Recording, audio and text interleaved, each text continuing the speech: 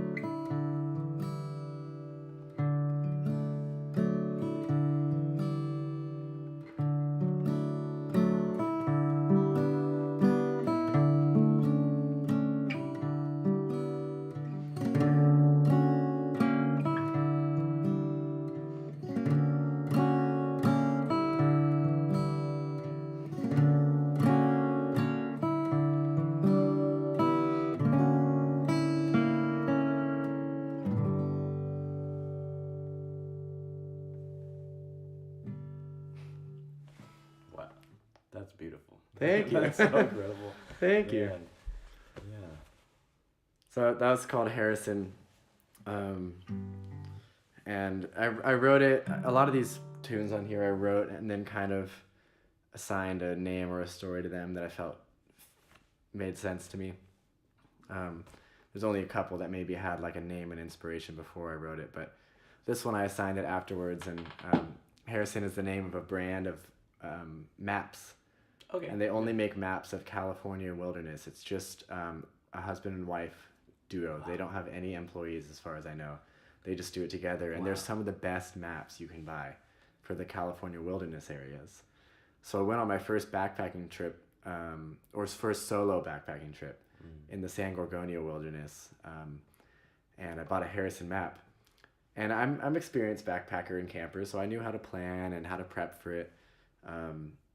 And so, I planned out a few spots on the map where I could get water and filter water, because it was during a heat wave. So I brought like extra water too. I had 4 liters with me. Normally I only bring 3. And as I'm hiking, I don't see anybody out there. Nobody on the trails, alone. And it was so hot. And I'm just pounding water, I'm like getting a little low. So I'm like, man, okay, good thing I'm getting close to my first spot. And I hike down to it, bone dry. Oh, no. So I'm like, oh, no. Good thing I chose another one.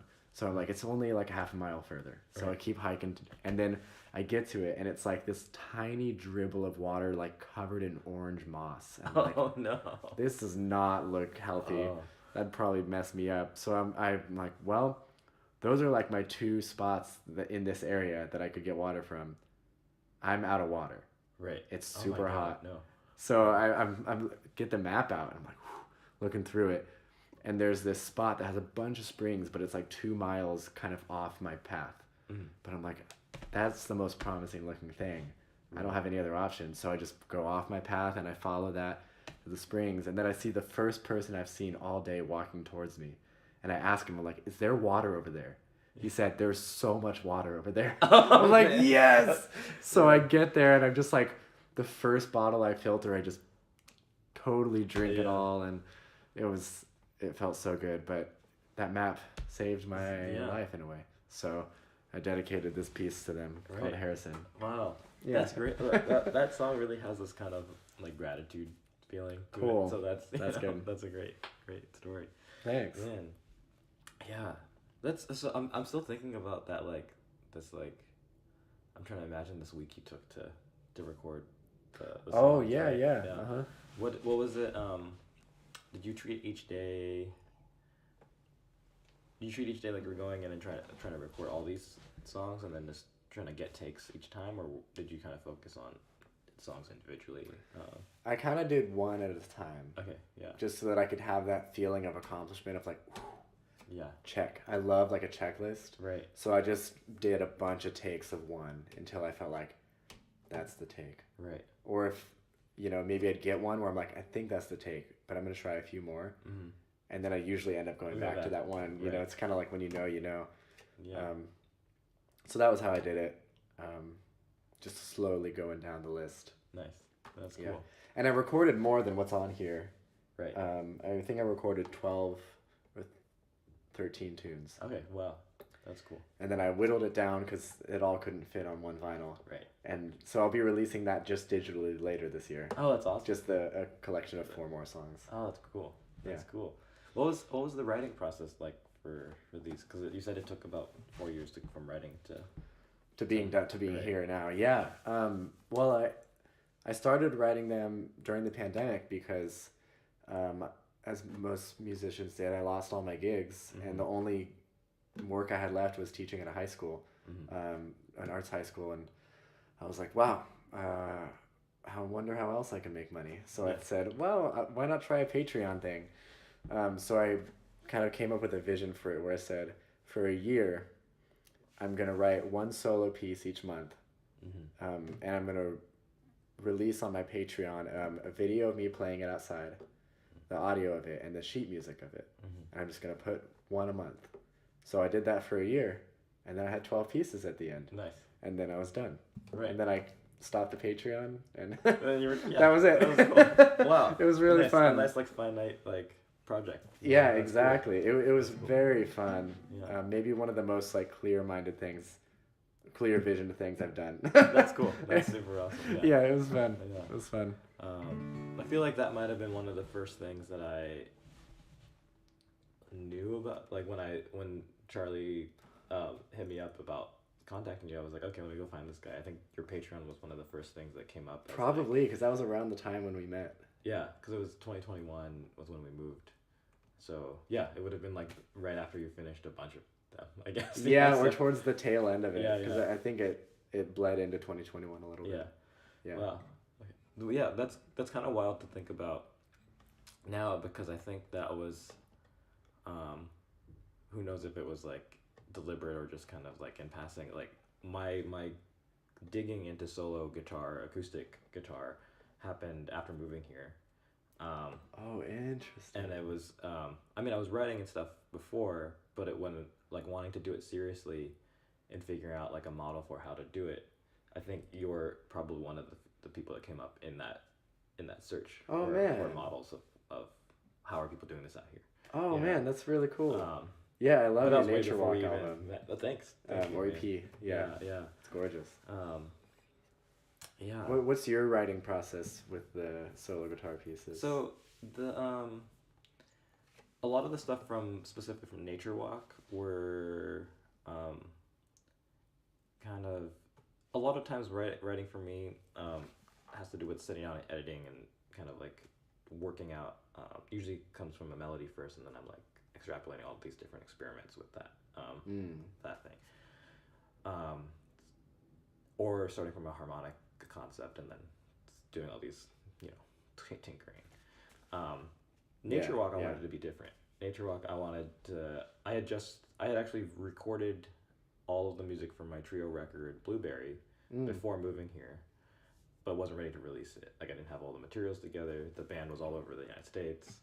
We were like, there was no way to get like all of our promo material together. So sure. I was like, maybe I'll write some acoustic stuff. I have my acoustic guitar.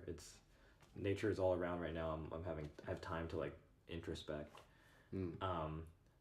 And my only goal was I want them to be short pieces, and I want it to be like kind of capturing a moment of something. So I made it so that I wasn't going to like try to tinker with most of the ideas. I would tinker it with after like something was fleshed out enough where it's like, oh, I just need to edit that so it doesn't feel weird or like doesn't sound wrong, but I'm not gonna tinker to create the composition.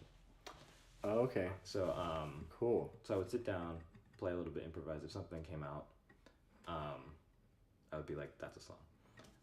If it didn't come out, I would just throw it away for that. Yeah. Okay. So so they're improv based. Mostly, yeah. Wow. Yeah. And fun. Yeah, and I would set a little voice memo, and then if it felt like the improvisation was a piece, then I would go take that and make sure that I could play it again. Cool. And if something came out that was like, oh, it would sound better. Oh, sure. Then I would like. Fun, dude. But at the beginning, I wanted it to be capture the moment. So, so a lot of those have like actual, like human experience inspiration versus a lot of my other stuff is like me sitting at a piece of paper and just trying to work stuff out. Oh, okay, yeah, maybe more theoretical or mind driven. Cool. Yeah, I mean, especially when writing for your own instrument, it's so fun to approach it from a place of improv, because that's when maybe the most intuitive things come out.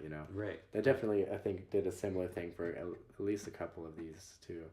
I just like maybe coming to the deadline of the month that I had to do it.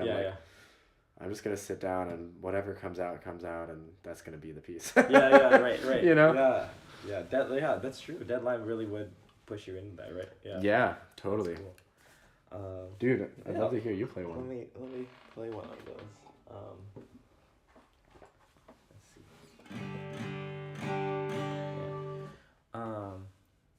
I'll play this one. So this one's called Picking Peonies. This one really kind of came out of came out as is. There wasn't much changing with it at all.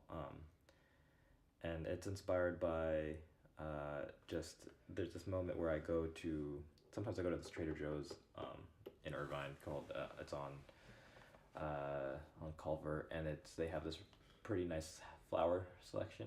So that day I was just thinking about my partner while I was at the grocery store, and I was just picking through the flowers. And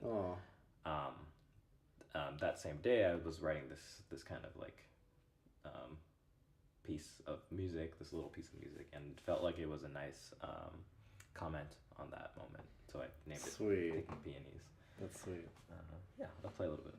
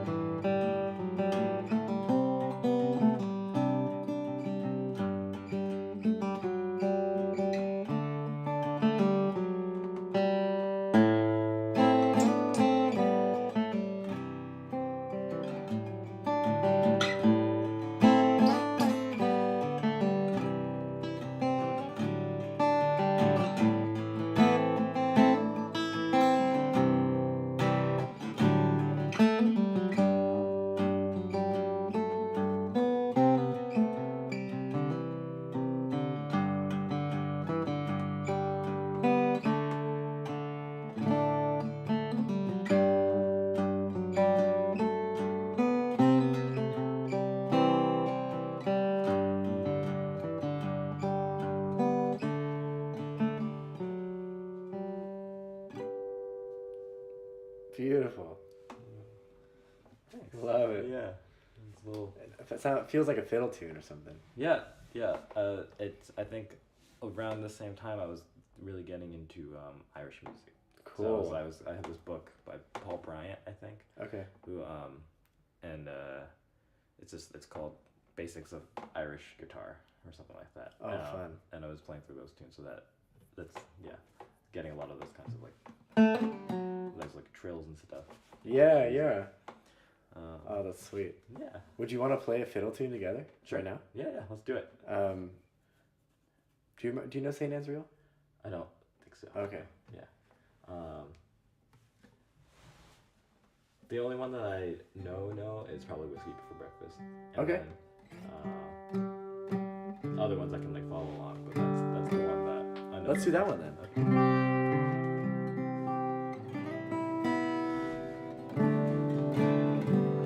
These strings are so old. I ordered a couple new sets today. They sound good still. Thanks. It feels like, thank you. The top two feel like they're giving out a little more than they normally would. Yeah. You want to kick it? Well, start it off? Okay. Yeah.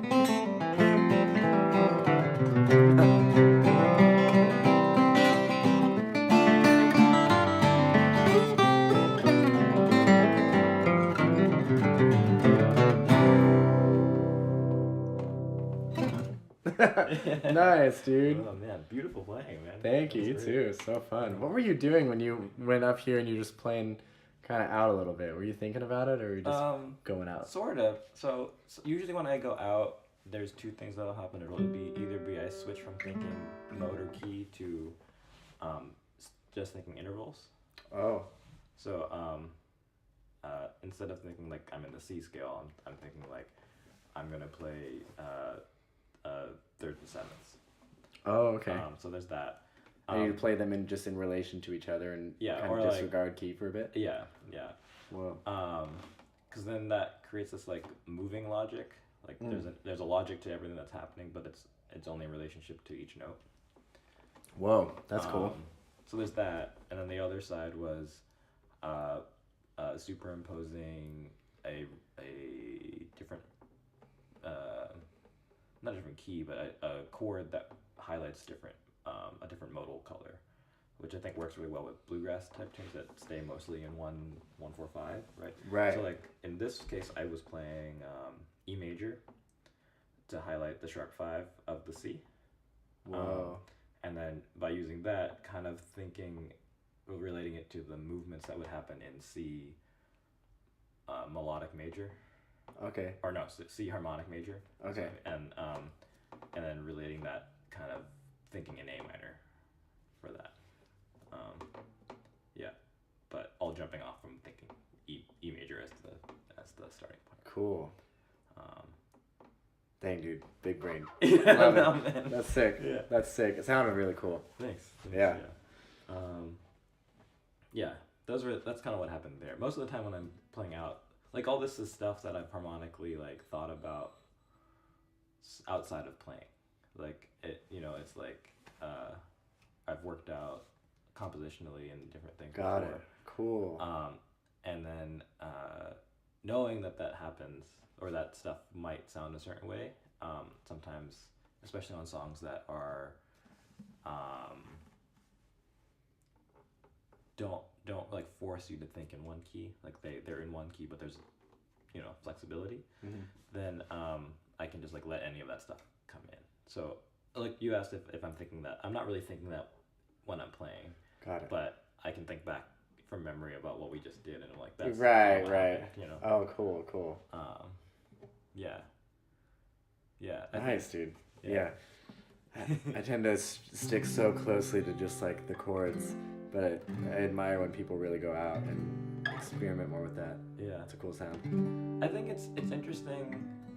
There was this one piece of advice I got from a saxophonist. That was I was asking like, how do you do all those like Coltrane superimposition type stuff? And it's like, he's like, you have to really play inside first.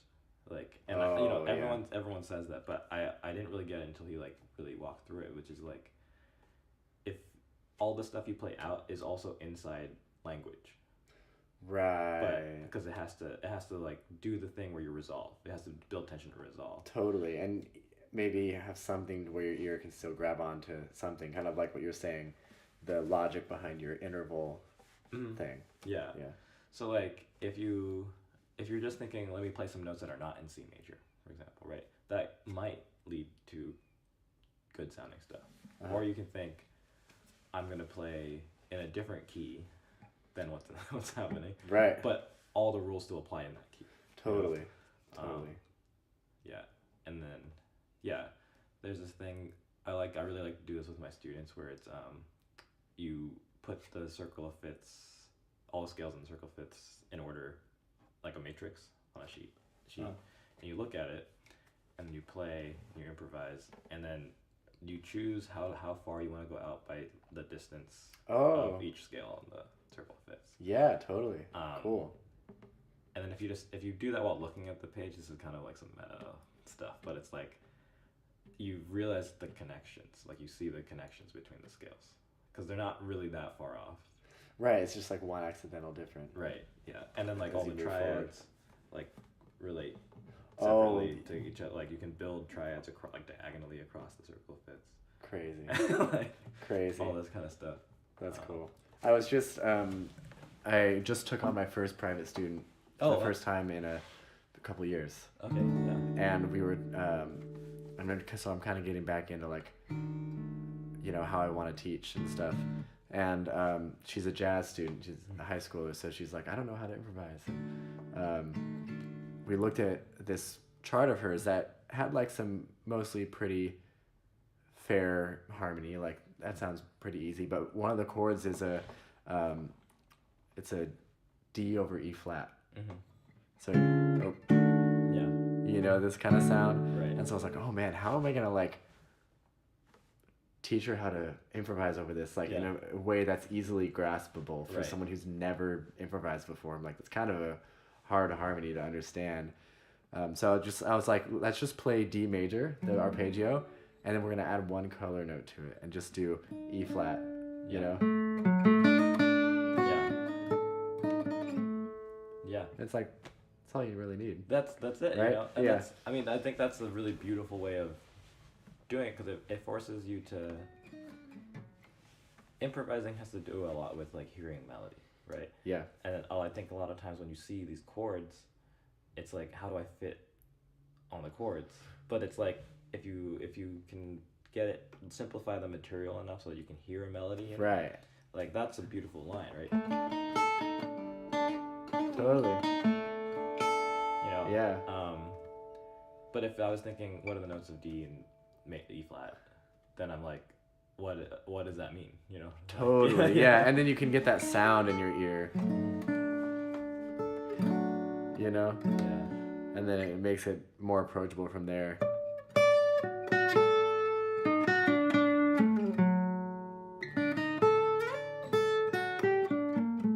Boom, whatever. Yeah. Yeah. Yeah. Because...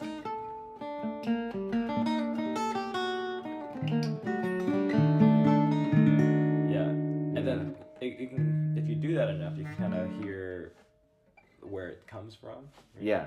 Because when you play that line, it feels like D Phrygian. Yeah, it's a very Phrygian thing. Or G minor as the whole key or something, right?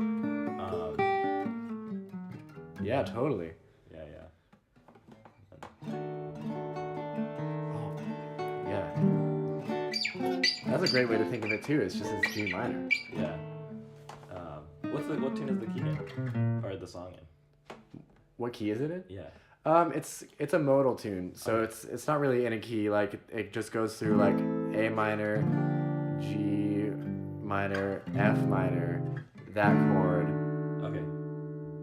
No, sorry. Then there's an E7 in there, and then that chord, and then it resolves to E flat major 7. Okay. Yeah, that actually makes total sense then, because the way I would interpret that is it's probably like a E flat. It's E flat diminished major 7, which comes from G minor, and resolves to E flat major. Crazy. Yes. Whoa. Yeah. Cool. Big brain. I love it, dude. Yeah. It's actually, so that's the same thing. That's the beginning of Stella by Starlight.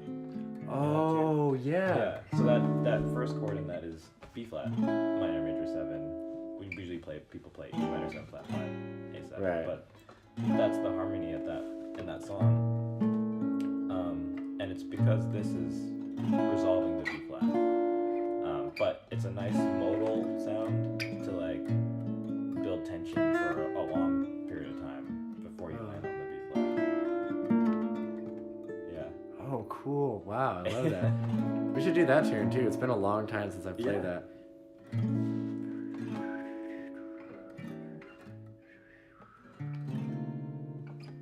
Man, I don't even know if I remember it. Yeah, maybe. Yeah, harmony's amazing, I think, especially with guitar as its thing. If you can access all the different, if you can get past the finger mechanics of it, right? The guitar is a really interesting tactile way of understanding harmony. It's a very interesting way, yeah. Yeah. And you gotta be real choosy. Yeah. Can't play like 10 notes like a pianist. Right. Yeah. Yeah. Only you're gonna play what's needed. Yeah, right. Yeah, that's funny. Yeah. there's something, that motion that I'm still stuck on that, but this whole idea of that chord moving to E flat, right? Like, there's something really tactile about feeling the tension and release there, because your fingers do.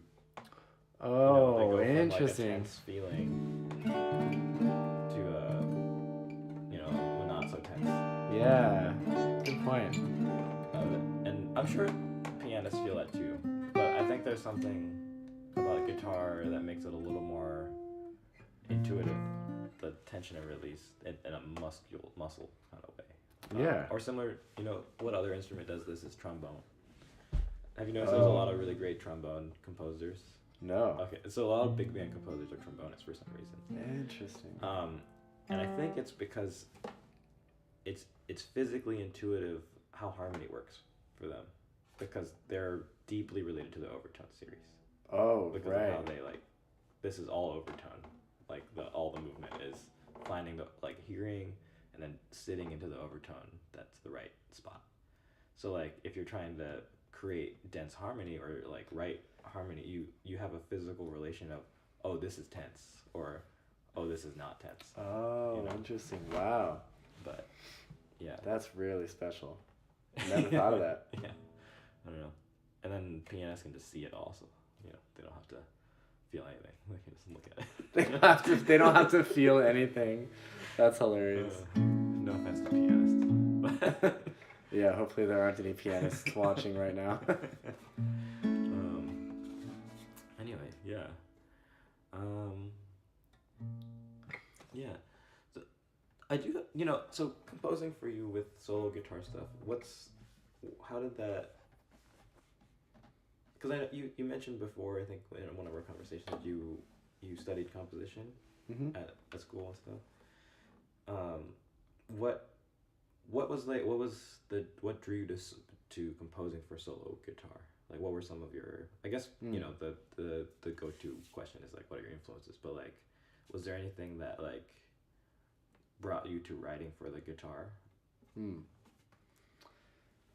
I mean, I think the biggest thing is that it's kind of the reason the guitar appealed to me so much from the beginning of learning it is I came from a classical guitar background. So I loved learning these pieces that I could just play by myself whenever I wanted and get lost in this world. Because before I played guitar, I played clarinet, and that's just one note.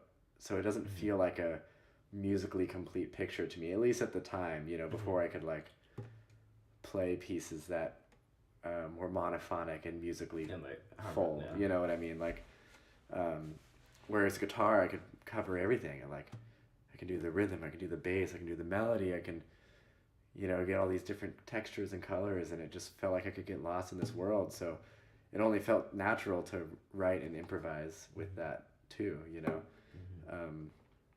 and create worlds that are more personal to me, that I can get lost in, that I like hearing and playing. That's cool. Yeah. Yeah, that's awesome. I didn't know you had a classical guitar background too. Yeah. I can see that in your playing of these pieces too, your attention to tone and all this stuff. Yeah, it's amazing. Do you also? Not any kind of official one. I studied a little bit of classical guitar with a jazz guitarist named Adam Rogers. Oh yeah. Okay. Because he went to Manes for classical guitar when he went to college. Okay. So he has a lot of the what to do in his regimen. Cool. Because I noticed you have nails too. Oh yeah. That's definitely from my practicing some classical guitar. I got cool. I have all the sandpaper kit. Yeah, that's what I did before the live stream started. I buffed my nails a bit. Yeah. That's awesome. Yeah, I need to get out of the habit of buying new sandpaper kits, because I always buy them from a guitar store or something. But I could just go to the Home Depot and get. Yeah, I get the sandpaper that they market for buffing cars. Oh yeah. Okay. Because it's such a fine grade, so it makes them like glass. They're so smooth. Yeah. And I noticed it makes them last longer too. Yeah. Because then there's not there's edges. no stuff to get caught on. Exactly. Yeah, that's funny. Yeah, dude, just order it from a car shop or something. Yeah. Maybe that's more expensive. I don't know. I don't know. But it doesn't seem that bad whenever I buy it. Yeah. There's actually a piece that I wrote that was inspired by these classical guitar right hand exercises. Do you know the Giuliani? Yeah. So there's this one that I love. It was just between like the harmony was just C and G, but the pattern is this. You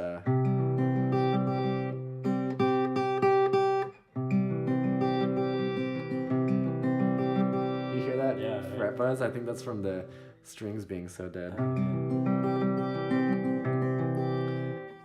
I think that was it. Wow, I don't even remember my own piece right now. There it is. So that was the pattern. Right. And I liked how it felt and sounded so much. I was like, I'm going to give myself the challenge to write a piece that has this pattern and a melody. Yeah. So I have to keep it constant, but somehow put the melody in there. So I resolved with putting the melody in the bass. Right. Yeah, and so then I came up with this piece that I haven't played in a while, but maybe I could play it now. Yeah. Okay, cool. It's called 12.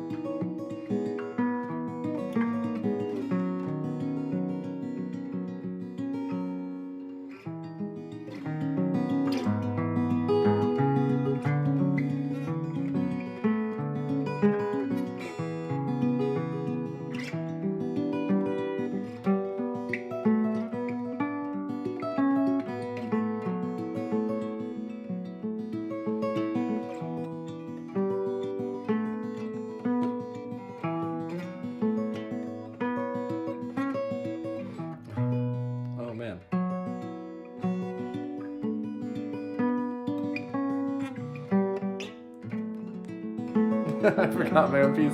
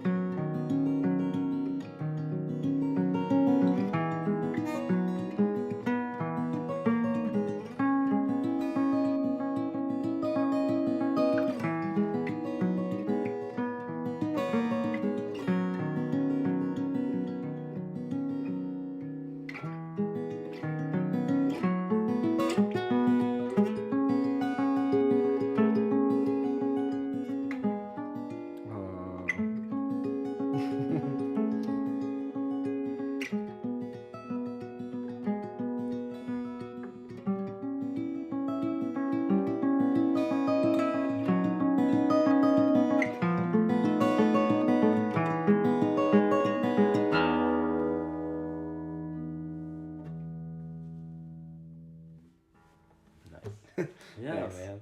Yeah. Yeah. Oof. Yeah, that's a workout. It is for sure. Yeah.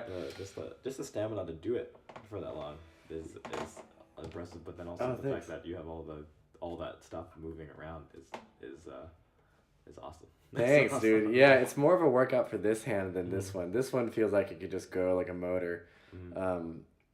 But some of the stretches and keeping everything like legato and connected is just kind of a little bit nonstop. But yeah, I think looking back at some of these pieces too, I like know what I want to do differently for my next batch of writing for this kind of stuff.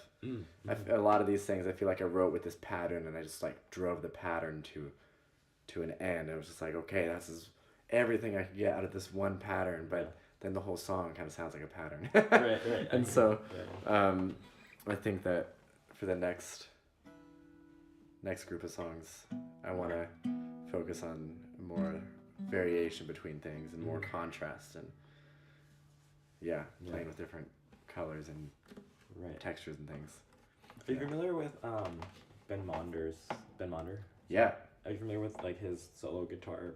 I don't think. I mean, I think I did look at it and check it out like a while ago when I first heard about him, but I haven't looked at it in a long time. Yeah. I was looking at some interview with him where he was talking about. Someone asked him like, how can you compose these 20-minute pieces? And then even I think on the most recent record there's like a 40-minute piece, you know, and it's like, well, he was like, yeah, this is from a McGoodrick exercise. That's like, it's funny. like a harmonic movement that's in that almanac book that McGoodrick has. And he just did it in every possible like permutation in a compositional way. Expanding to harmony that he was interested in hearing with that concept.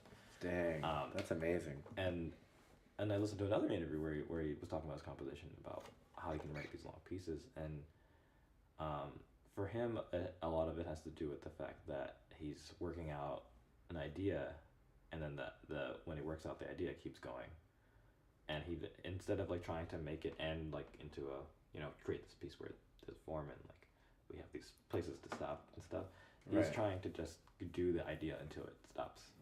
Oh, cool. So it stops naturally. Yeah. But he also says sometimes the reason it's a 20-minute piece is because it doesn't stop. Like, how funny. Like at some point he has to stop. Like, right. It's gonna keep going. Wow. That's amazing. Yeah.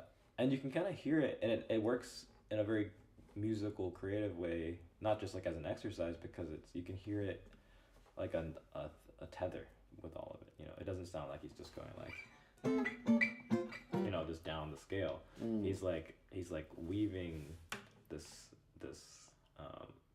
musical idea very thoughtfully through all these different situations. Kind of like Bach or something. You know, it's like Bach's music is inevitable, right? Like it's like, right.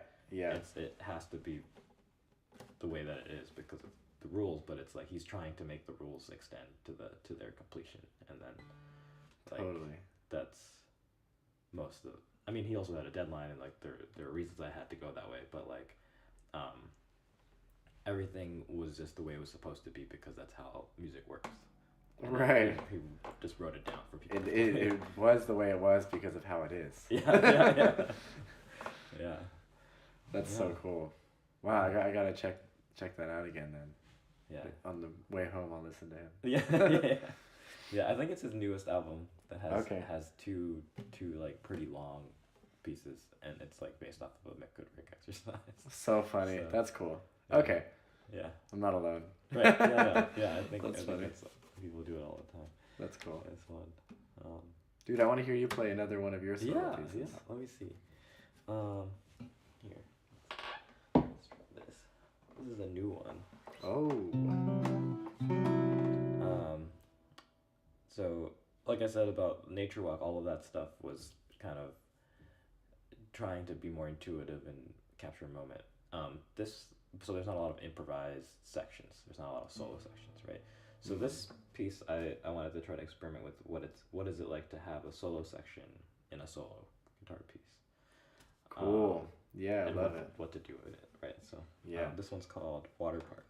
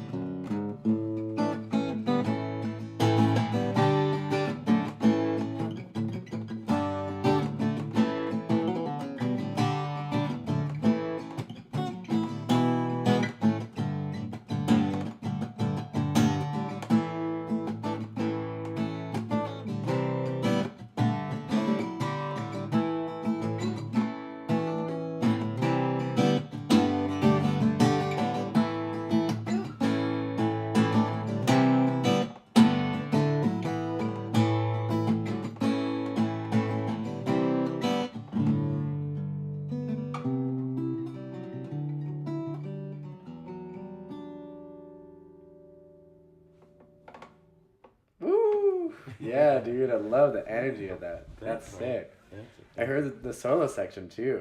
yeah. That's cool. Yeah, yeah. It's I don't know if you've done a lot of sets with your solo stuff yet, but I'm thinking about that a lot. Like, how do I make a long set out of solo guitar music? You know. And Yeah, I've done a lot of solo guitar gigs where I've had the freedom, whether they know it or not, the people that hired me, to put my own pieces in. And so I've experimented with it there a little bit. But I definitely am going to be giving it some intentional thought today and tomorrow and this weekend, as to like how exactly I want my sets to go, and even thinking about bringing maybe a different guitar or two to kind of add a different sound to the whole set. But yeah, it's definitely an interesting thing to consider. Yeah. How it comes across to the audience. Right. I don't want to put him to sleep. Right. Yeah, I don't want to put him to sleep. And then, I've done these like solo jazz guitar gigs, right? Like playing solo standards or something, and then I'll sneak in a piece or something. Right. Exactly. And now I'm thinking like the reverse side of it, because it's like. Right. I'm gonna play my solo pieces and sneak in a jazz tune. Yeah. Totally. And like, I don't want it to feel like I'm sneaking the jazz tune in for filler. Right. Oh, like it's cool. like, no, it's like a part of the music. Right. It fits in. Yeah, totally. Yeah. And it's an interesting kind of challenge to kind of make this music take shape in a set list with one instrument and all this stuff. Right. You have much less variation to play with. Right. And I've been thinking about like finding inspiration from solo instrumentalists of different instruments, like because like Keith Jarrett comes to mind a lot as like someone who improvises multiple hour long solo sets, Crazy. Yeah, and it's like, how does he do that? And how does just kind of flowing in between things and in and out of songs and right stuff. I mean, I don't know if you're familiar with the Cone concert. I am familiar with it. I've listened to it before, but it's been a long time ago. Yeah, a lot of people hear it as like 4 songs, right? Or like they think there are songs in there, but like it's known that they're improvised moments. Wow. And he just Cool. like was so in it that he could take this idea for 25 minutes and make it feel like it has trajectory. Wow. Just from improvising. It's amazing. It's amazing. Yeah, he's so yeah. good. So, I'm not going to improvise a set anytime soon for that long, but it's right. like being able to do that with a set in mind even is a challenge. Totally. That's cool. Yeah, I do plan on improvising like intros and outros maybe to some of my originals and playing things a little different than what you'd hear on the record, because that's always fun. Yeah. I think that's for me as a performer, I think that's fun and necessary for live stuff. I think Totally. I mean, I was in a band that plays things just like the record, and that's fun. But it's I like it when you can change stuff up. So, yeah, me too. Yeah. One cover that I'm gonna add to the set for sure, and at least for a couple of the shows, I'm gonna add it. I'm gonna bring a different guitar for it too. I just bought a baritone rubber bridge. Oh, cool. I've been wanting one for years, and I just bought one off of Harrison Whitford. It was his guitar, and he wrote this song that I adore called Carrie. And I learned it on that guitar, and I'm like, oh, I'll play it on his guitar. It's like nice. the composer's instrument, you know? That's cool. But if I could, it's pretty short. Yeah. Play it real quick. It's just...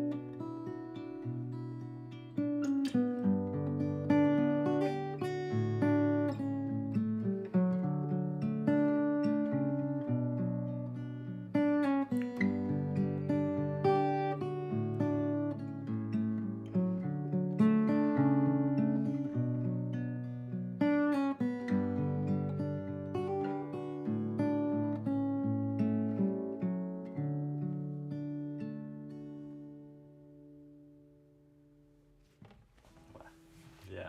That's Isn't that nice? Really so pretty. Yeah. It sounds really cool, like down a fifth, yeah. you know, or something. I imagine. Yeah. Wow, that's cool. Thanks. Yeah, man. Let's see. What time is it? Well, let's see. What do we have here? Oh, it's Zosha. Hey. Hey, man. What's up, Zo? He says, beautiful Paul, and he says, play Freebird. Ha. Yeah. Yeah. Right. Yeah. What's that? That's all I know. Is that there's an E chord. Yeah, that's pretty good. All I know is it. Yeah. Oh man. You want to play one more tune? Yeah, dude. Let's do it. Let's see. Do you want to do a jazz one? Some kind of standard? Sure. Yeah. If you're into it. Yeah. Yeah, I'd love to. Let's see. What's a good one? Do you want to do "It Could Happen to You"? Yeah. Let's do it. Do you do it in E flat? Yeah.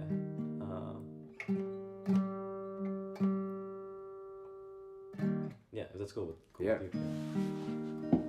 Oh yeah. I actually only play tunes in open keys now. Right. Yeah. Yeah. So let's put it in C now. Yeah. I mean, what's the Chet Baker does it in G? That sounds nice there. Oh, I bet. Yeah. Man, I feel like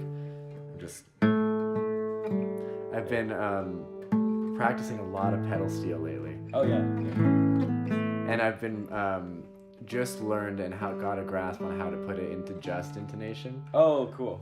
Oh man. Game changer. And now that when I'm playing my guitar, I'm just like constantly adjusting it because I'm like, it doesn't sound as sweet. Yeah. Right.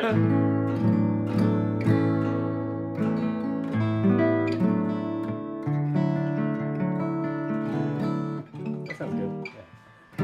Yeah, cool.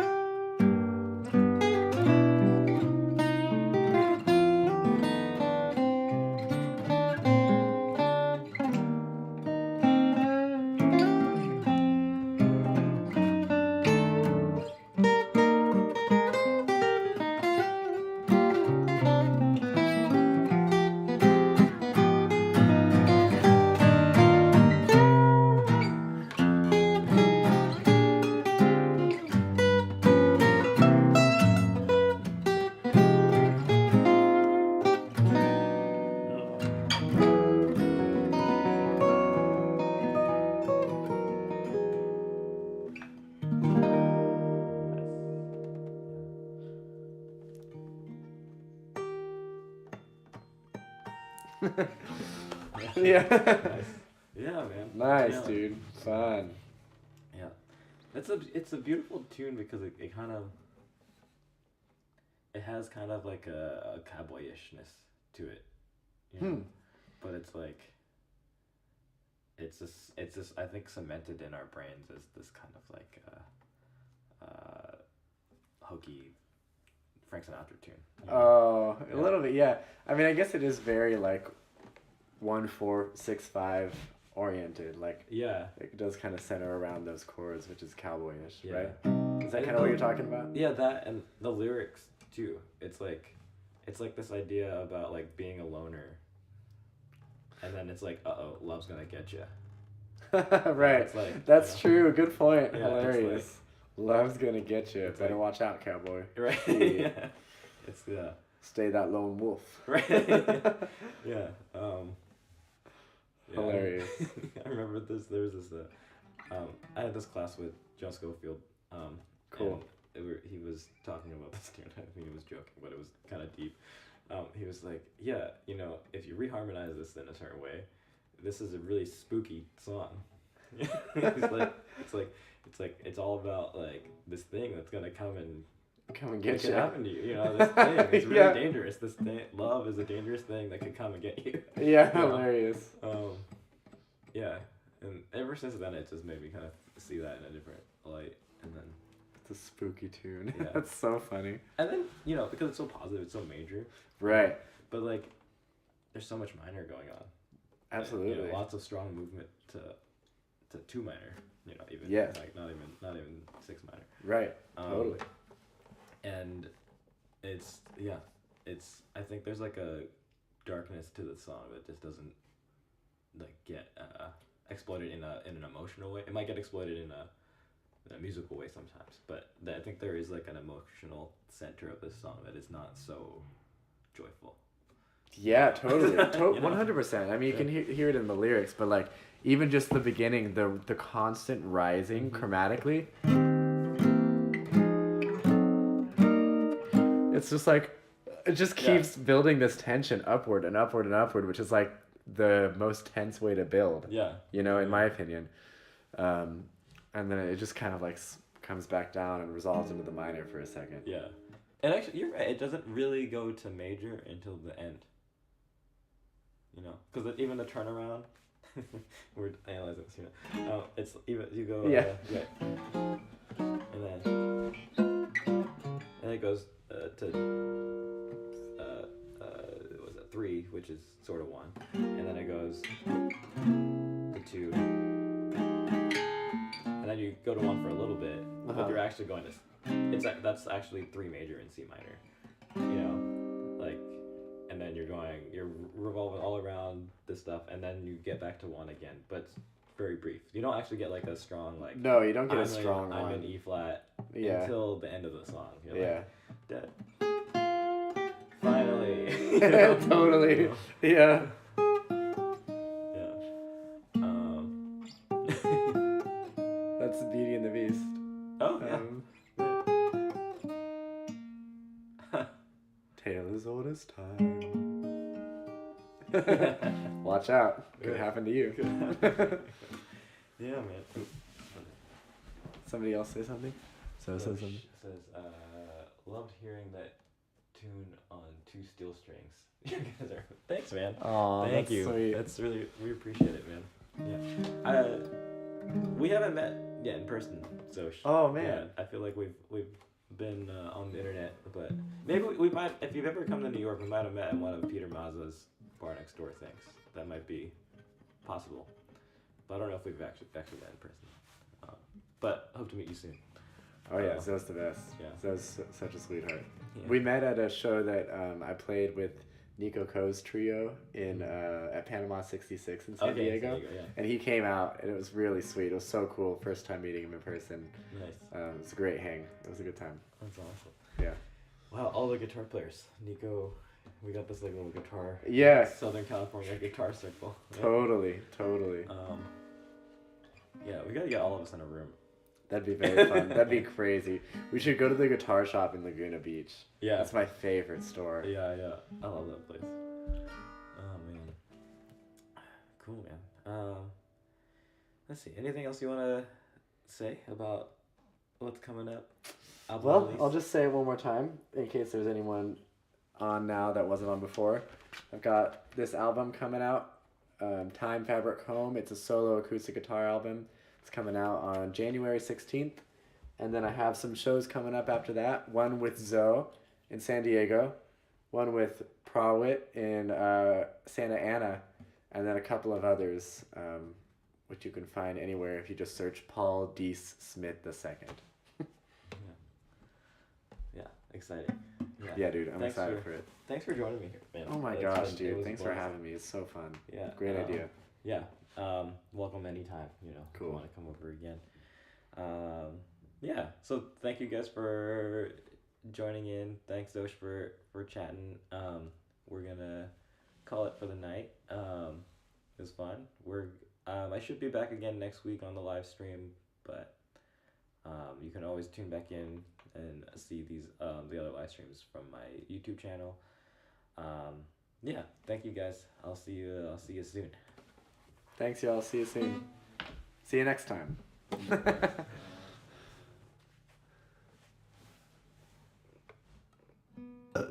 Excuse me. Oops. Hope that wasn't live. That was live, huh?